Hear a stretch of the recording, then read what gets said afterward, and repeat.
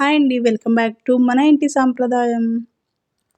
ఇవాల్టి రెసిపీ వచ్చేసి morning breakfast pesarattu అలాగే పల్లీ చట్నీ. ఈ పెసరట్టు వచ్చేసి చాలా హెల్తీగా వెయిట్ లాస్ అవ్వాలనుకున్న వారికి చాలా ఈజీ బ్రేక్ఫాస్ట్. ఎలా తయారు చేసుకోవాలో ప్రాసెస్ చూసేద్దాం. ముందుగా ఒక కప్పు దాకా పెసర్లు తీసుకొని ఒక గిన్నె తీసుకొని అందులోకి వేసుకోవాలి. అలాగే అందులోకి ఒక 2 టేబుల్ స్పూన్ దాకా రా రైస్ వేసుకోవాలి. ఇందులోకి వాటర్ పోసుకొని పెసలను అలాగే బియ్యంని శుభ్రంగా కడిగి తీసుకోవాలి. అలాగే ఇందులోకి తగినన్ని వాటర్ పోసి ఓవర్ నైట్ అంతా నానబెట్టుకోవాలి. చూడండి, ఓవర్ నైట్ అంతా నానబెట్టుకున్న తర్వాత పెసలు చాలా చక్కగా నానిపోయాయి. ఈ విధంగా నానిన తర్వాత ఇందులో ఉన్న వాటర్ అన్ని పక్కకు ఉంచేసుకోవాలి. ఇప్పుడు ఒక చిన్న బౌల్ తీసుకొని అందులోకి ఒక 2 టేబుల్ స్పూన్ దాకా అటుకులు వేసుకొని ఒకసారి కడిగి అందులోకి వాటర్ పోసి నానబెట్టుకోవాలి. ఈ విధంగా నానబెట్టేసుకొని పక్కన ఉంచుకోండి. ఇప్పుడు ఈ పెసర్లలో ఉన్న వాటర్ అన్ని పక్కకు ఉంచేసుకొని ఒక మిక్సీ జార్ తీసుకొని అందులోకి వేసుకోవాలి.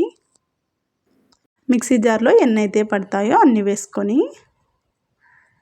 అలాగే ఇందులోకి ఒక 5 దాకా ఎండుమిరపకాయలను వేసుకోవాలి.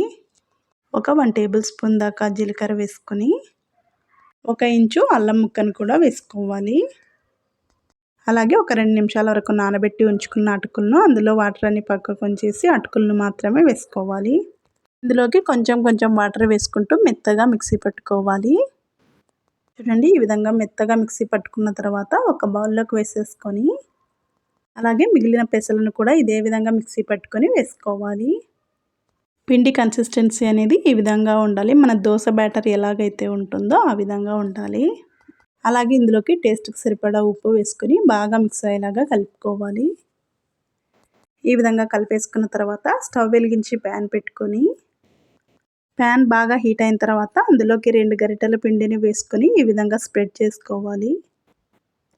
ఈ పెసరట్టు మరీ పల్చగా కాకుండా కొంచెం మందంగా ఉండేలాగా వేసుకోవాలి.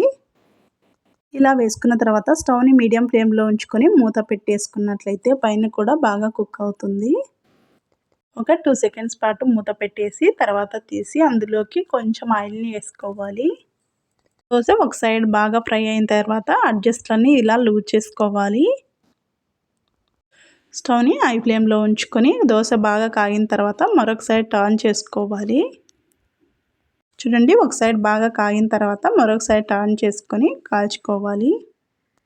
ఇలా దోశ మంచి కలర్ వచ్చిన తర్వాత తీసేసుకోవాలి. అలాగే మిగిలిన వాటిని కూడా ఇదే విధంగా వేసుకొని తీసుకోవాలి. ఇందులోకి పల్లీ చట్నీని చాలా సింపుల్గా ఎలా తయారు చేసుకోవాలో చూద్దాం. అరకప్పు దాకా వేయించుకొని పొట్టు తీసుకున్న పల్లీలను వేసుకొని మెత్తగా మిక్సీ పట్టుకోవాలి. అలాగే ఒక 4 పచ్చిమిర్చి 2 టమాటాలను చిన్న ముక్కలుగా కట్ చేసుకొని వేయించుకొని ఒక 5-6 దాకా వెల్లుల్లిపాయలను వేసుకొని అలాగే ఒక 1 టేబుల్ స్పూన్ దాకా సాల్ట్ వేసుకొని ఇందులోకి కొంచెం వాటర్ వేసుకొని మెత్తగా మిక్సీ పట్టుకోవాలి. ఇప్పుడు ఇందులోకి తాలింపు వేసుకొని ఇందులోకి వేసేసి బాగా మిక్స్ అయ్యేలాగా కలుపుకోవాలి.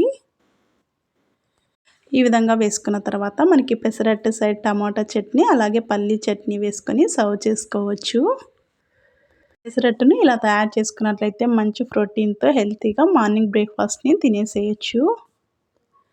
ఈ పెసరట్టును 2 లేదా 3 తీసుకున్నా కూడా పొట్ట నిండుగానే అనిపించదు. లైట్ వెయిట్గా చాలా బాగుంటాయి. ఈ వీడియో మీకు నచ్చినట్లయితే ఒక లైక్ చేయండి. అలాగే మరిన్ని రెసిపీస్ కోసం మన ఇంటి సాంప్రదాయం ఛానల్ని సబ్స్క్రైబ్ చేసుకోండి. Thank you for watching.